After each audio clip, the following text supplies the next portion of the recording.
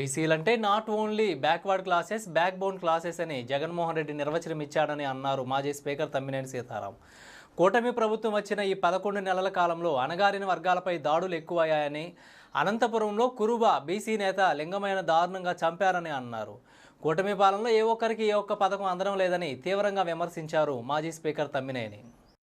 మన నాయకుడు దీనికి ఒక నిర్వచనం ఇచ్చారు. బీసీలంటే not only backward classes but also backward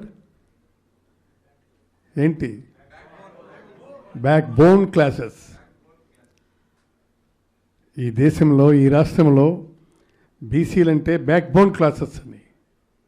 అసలు ఈ 10-11 నెలల్లో జరిగినటువంటి అరాచకాలు ఏమిటి, ఆ అరాచకాలు ఎవరెవరి మీద జరిగాయి?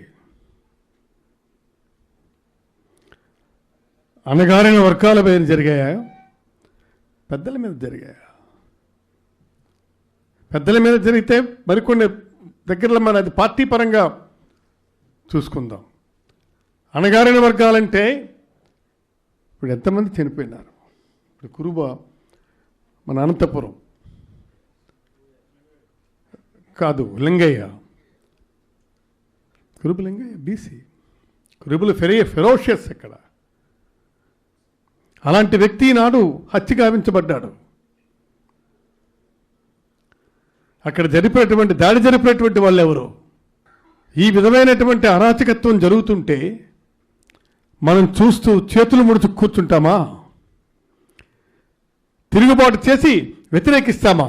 ఇవాళ విశాఖపట్నం తీసుకుందాం. ఆమెను మేయర్గా ఎన్నుకున్నారు, దించేసినారు. She belongs to Yadava. వాళ్ళు ఏమంటారు? రైట్, ఆమెని ఒక యాదవను దించుతున్నావు, నువ్వు మళ్ళీ ఎక్కించేటప్పుడు మరో యాదవను ఎక్కించమని అడుగుతున్నారు వాళ్ళ మనాల్లో. ఆ దమ్ముందా? వాళ్ళకి ఎవరికైనా దమ్ముందా? లేకపోతే మరి మనం తిరగబడాల్సినటువంటి అవసరం ఉంది. ఇది మేము గుంజుకున్నాము, దానివల్ల ఎంత బ్యాడ్ వస్తుంది. సరే రానివ్వండి, ఇది జరిగిన ఇన్సిడెంట్ తర్వాత విపరీతమైనటువంటి యాజిటేషన్ వస్తుంది.